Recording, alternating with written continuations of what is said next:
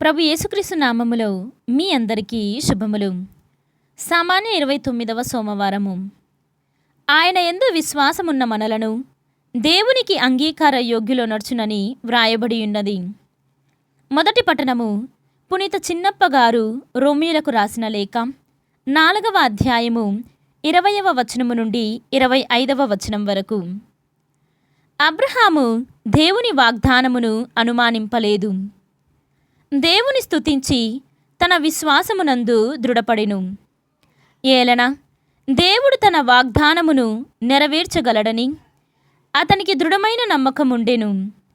ఆ కారణముచే విశ్వాసము ద్వారా అబ్రహాము దేవునిచే నీతిమంతుడుగా అంగీకరింపబడెను.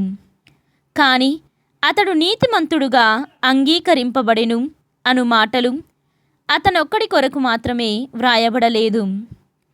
నీతిమంతులుగా అంగీకరింపబడవలసిన మనలను గూర్చి కూడా అవి రాయబడినవి. ఏలన మన ప్రభు యేసును మృతులలో నుండి లేవనెత్తిన ఆయన యందు మనకు విశ్వాసమున్నది.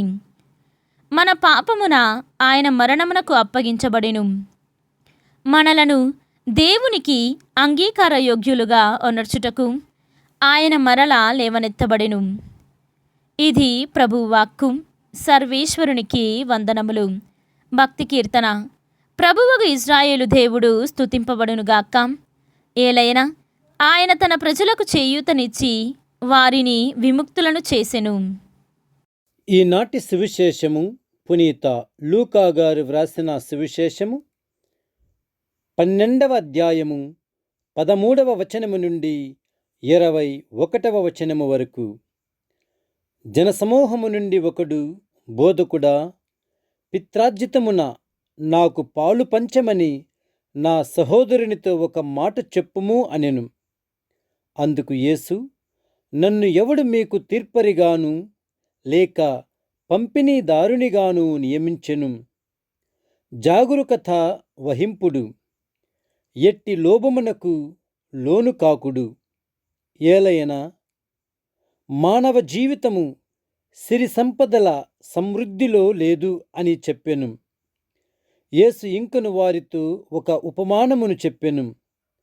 ఒక ధనవంతునికి సమృద్ధిగా పంటలు పండినవి. అతడు ఇట్లనుకొనెను, నేను ఏమి చేయవలెను? పంటలు భద్రపరుచుకొనుటకు నాకు చాలినంత స్థలము లేదు. ఒక పని చేసెదను, కొట్లు పడగొట్టించి వానిని ఇంకను పెద్దవిగా కట్టించెదను. అందు నా ధాన్యమును సరుకులను అన్నింటినీ భద్రపరచెదను. నాతో ఇట్లని చెప్పుకొందును, నా ప్రాణమా, నీకు అనేక సంవత్సరములకు సరిపడు గొప్ప సంపదలున్నవి. సుఖముగా ఉండుము, తిని త్రాగి ఆనందింపుము. కాని దేవుడు అతనితో, ఓరి అవివేకి, ఈ రాత్రికే నీ ప్రాణములు తీసివేయబడును. అప్పుడు నీవు కూడబెట్టినది ఎవనికి చెందును అనెను. తన కొరకు ధనము కూడబెట్టుకొను వారి స్థితి ఇట్లే ఉండును. వారు దేవుని దృష్టిలో భాగ్యవంతులు కారు అని చెప్పెను. ఇది క్రీస్తు సువిశేషము. క్రీస్తువా మీకు స్తుతి కలుగునుగాక.